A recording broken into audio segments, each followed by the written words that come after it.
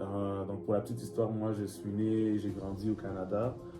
Euh, Né en fait, voilà, mes parents sont rwandais. Pendant que j'ai grandissais, en fait, j'ai toujours eu en fait cet esprit de patriotisme, en me Mm. disant toujours que ben, je suis rwandais et j'affichais fièrement ma culture et jusqu'à maintenant je Franchement, l'affiche bravo toujours. à tes parents hein, pour ce travail magnifique qu'ils ont fait.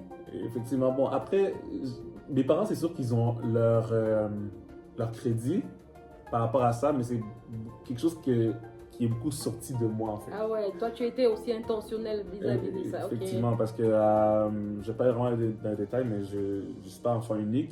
Et Ouais, puis parmi tous mes frères, en fait, je suis le seul à parler la langue de mes parents. En fait, ah ouais, quand même. ma langue, en fait, Ouais, le Kinyarwanda. C'était toujours, en fait, je me disais pas que parce que je parle le Kinyarwanda, j'allais forcément aller vivre au Rwanda, mais je sais que ça allait faire partie de ma vie à quelque part. En fait, je d'accord. sais que j'allais faire quelques temps là-bas, Mhm. que j'allais, d'une manière ou d'une autre, en fait, être intégré dans la société locale.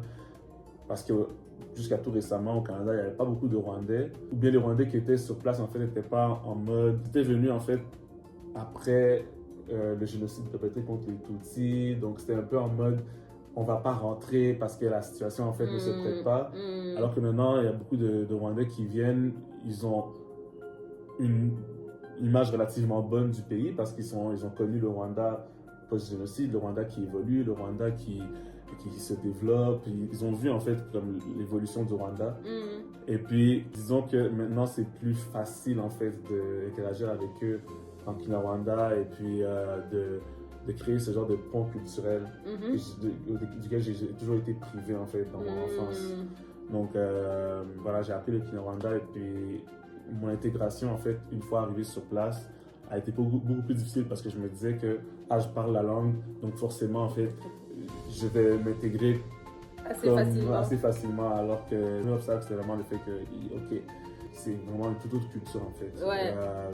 dans laquelle j'ai grandi, la culture qu'on voit sur internet n'est pas forcément la culture que tu trouves en fait une fois arrivé sur place. Mhm.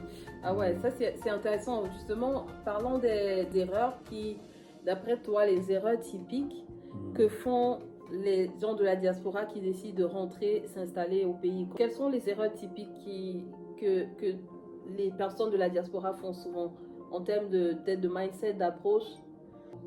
J'ai vraiment